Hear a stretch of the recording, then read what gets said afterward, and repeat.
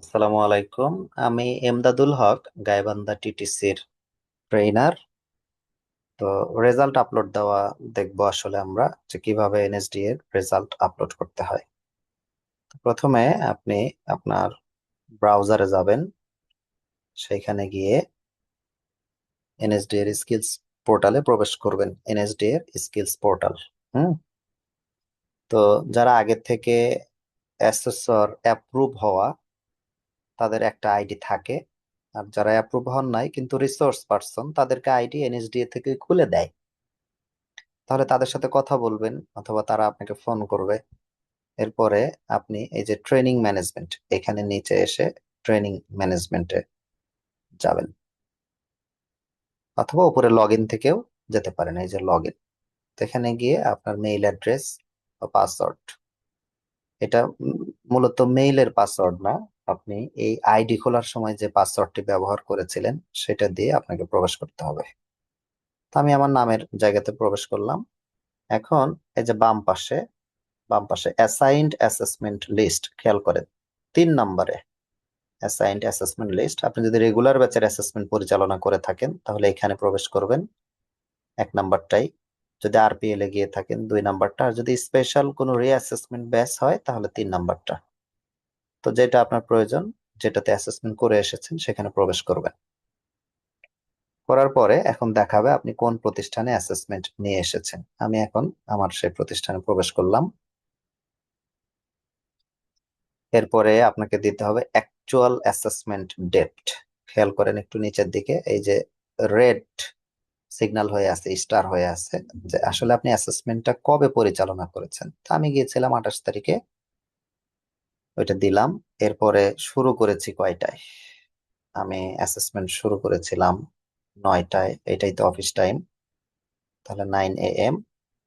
এরপরে assessment and time আমি দেব 5টা, তাহলে এখানে 17টা দিয়ে দিচ্ছি, 5 PM হয়ে গেল। এইবার এটা আমার পার্টিসিপেন্ট লিস্ট চলে আসলো। এখানে প্রথমে সিরিয়াল, রেজিস্ট্রেশন নাম্বার, আপনার ট্রেনির নাম, উনি অ্যাসেসমেন্ট নাকি রিঅ্যাসেসমেন্ট, এরপরে অ্যাটেন্ডেন্স স্ট্যাটাস, এরপরে কম্পিটেন্ট হলে কি, নট ইয়েট হলে কি, আর এই যে এইগুলো সবগুলো ইউনিট অফ কম্পিটেন্সি। তাহলে আমরা 1 নম্বর ক্যান্ডিডেট, কথার কথা বলছি আমাদের শেখার ক্ষেত্রে, যে এই ব্যক্তি প্রেজেন্ট ছিলেন। আগে তার অ্যাটেন্ডেন্স নিশ্চিত করতে হবে, কেউ প্রেজেন্ট থাকলে প্রেজেন্ট দেবো, অ্যাবসেন্ট থাকলে অ্যাবসেন্ট দেবো। তো প্রেজেন্ট দিলাম। এখন উনি কম্পিটেন্ট, তাহলে আমরা এই সবগুলো কম্পিটেন্ট একবারে মার্ক করে দিলাম, মার্ক অল কম্পিটেন্ট। তাহলে এখানে দেখেন সবগুলো ইউনিট অফ কম্পিটেন্সিতে তার সি উঠে আছে, কম্পিটেন্ট। বাস হয়ে গেল। এবার 2 নম্বর ব্যক্তিকে যদি আমরা মনে করি যে তিনি প্রেজেন্ট ছিলেন কিন্তু অলে নট ইয়েট কম্পিটেন্ট সবকিছুতে, তাহলে ডিরেক্ট এই যে নট ইয়েট কম্পিটেন্ট মার্ক করে দেব। 3 নম্বর ব্যক্তি, উনি প্রেজেন্ট ছিলেন কিন্তু লিখিততে কম্পিটেন্ট হওয়ার পরে যদি একটা জবে পাস থাকে, তাহলে আমরা এইখানে কম্পিটেন্টও টিক দিতে পারছি না, কারণ সে অন্য জবে নট ইয়েট হয়েছেন।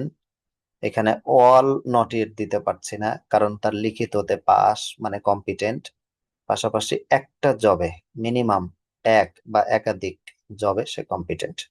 সেই ক্ষেত্রে উপরে পড়ে দেখতে হবে যে কোন ইউনিট অফ কম্পিটেন্সির আন্ডারে বা কোন জবে সে কম্পিটেন্ট, সেটাকে আমরা কম্পিটেন্ট দেব। যদি একটা হয় একটা দেব, দুইটা হলে দুইটা দেব, বাকিগুলো যদি না কম্পিটেন্ট হয় তাহলে নট ইয়েট কম্পিটেন্ট। এভাবে ইন্ডিভিজুয়ালি দিতে হবে, আলাদা আলাদা ভাবে এভাবে মার্ক করতে হবে। হুম এই হচ্ছে সিস্টেম।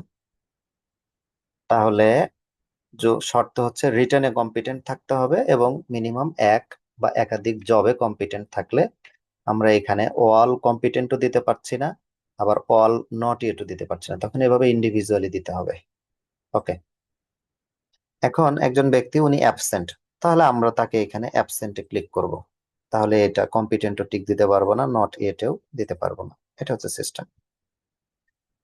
আহ এইভাবে আপনি দিবেন। আর যদি কোনো ব্যক্তি রিটেনে নট ইয়েট হয় কিন্তু কোনো জবেই কম্পিটেন্ট হয়নি, অথবা অন্যান্য জবে কম্পিটেন্ট হয়েছে, তাতেও আমার কিছু যায় আসে না।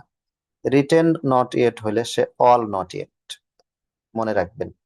কেউ রিটেনে নট ইয়েট মানে তাকে আপনি অল নট ইয়েট দিবেন।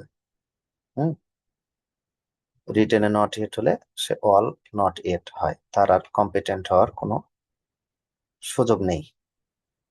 এইভাবে প্রত্যেকটা ক্যান্ডিডেটকে আমরা দেখে দেখে আগে প্রেজেন্ট দেব, তারপরে তার রেজাল্ট মেনশন করব যে ফাইনালি সে কি করেছে।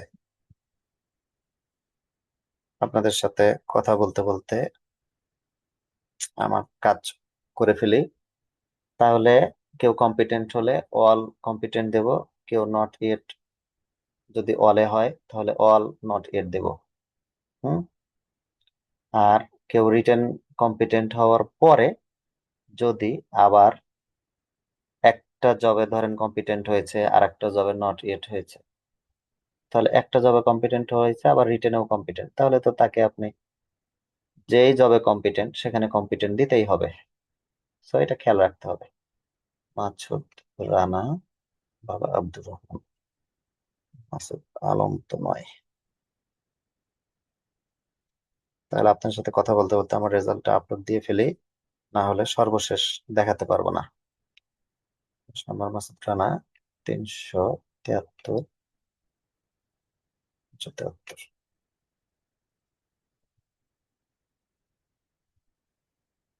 একটু খেয়াল করেন কিভাবে আমি ক্লিক দিচ্ছি। তাহলে আমার এখানে 12 জন পার্টিসিপেন্ট ছিলেন, আমি উপর থেকে একটু মিলাই। 1 number present, all not yet. 2 number present, all not yet. 3 number present, all not yet. 4 number present, all not yet. 5 number present, all not yet. 6 number present, all not yet. 7 number present, all not yet. 8 number present, all not yet. 9 number present, all not yet.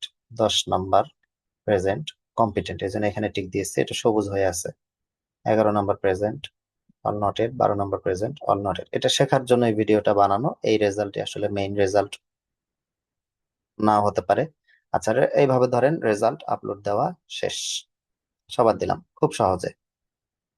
তাহলে written competent সাথে যদি জবের একটা competent থাকতো বাকিগুলো not yet থাকতো, তাহলে কিন্তু আমাকে প্রেজেন্ট দেওয়ার পরে এই দুইটার কোনোটাই টিক দিতে পারতাম না, তখন এইখানে ইন্ডিভিজুয়ালি আমাকে টিক দিতে হতো যে সে কোনটাতে কম্পিটেন্ট। হ্যাঁ, তাহলে মাসুদ রানা 373,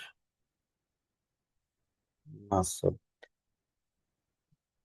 রানা 373। ঠিক আছে, এইবার এখানে বলেছে আপলোড ডকুমেন্ট। কি ডকুমেন্ট করব, কি আপলোড করব? ওই যে ওনাদের রেজাল্ট শিট আপনি ছবি তুলে আগে পিডিএফ বানিয়ে রেখে দিবেন। তাহলে আমি এখান থেকে পিডিএফ বানিয়ে পিডিএফ এর মধ্যে চলে যাই। এটা আমি পিডিএফ বানিয়ে রেখেছি, এটা সিলেক্ট করে এখানে আপলোড করে দিলাম। তো এখন এখানে রেজাল্ট শিট আছে, এই যে এটা আমাদের রেজাল্ট শিট। পিডিএফ বানাইতে হবে, পিডিএফ বানিয়ে রেখে দেব, সেটা চয়েস করে এখানে আপলোড দিয়ে দিলাম। এবার আমি সেভ দেব। সেভ, সেভ দিলে এই যে উপরে সেভ হয়ে যাচ্ছে, এই যে সাকসেসফুলি সেভ হয়ে গেল। সেভ দেওয়ার পরে আমরা প্রিভিউ দেব, এখানে প্রিভিউ দেখব এই যে ডান পাশে, যে আসলে আমার সঠিক রেজাল্ট আপলোড হয়েছে কিনা। বাস, হয়েছে, ভুল ডকুমেন্ট আসেনি। এবার আপডেট দেব, সাকসেসফুলি সেভ রেজাল্ট, আপডেট হয়ে গেল, আপডেট হয়ে গেল। এইবার প্রিভিউ এন্ড সাবমিট দেব, যে হ্যাঁ এবার দেখি যে সব ঠিক আছে কিনা।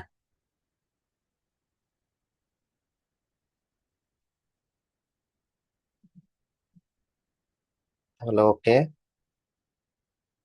এখানে আমরা দেখতে পাচ্ছি যে হ্যাঁ আমাদের দেওয়া কাঙ্ক্ষিত রেজাল্ট ঠিক আছে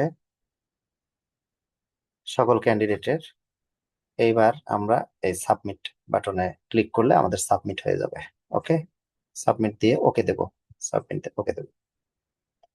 তাহলে সাকসেসফুলি সাবমিটেড রেজাল্ট, এই যে হয়ে গেছে সাকসেসফুলি সাবমিটেড রেজাল্ট আর নাই।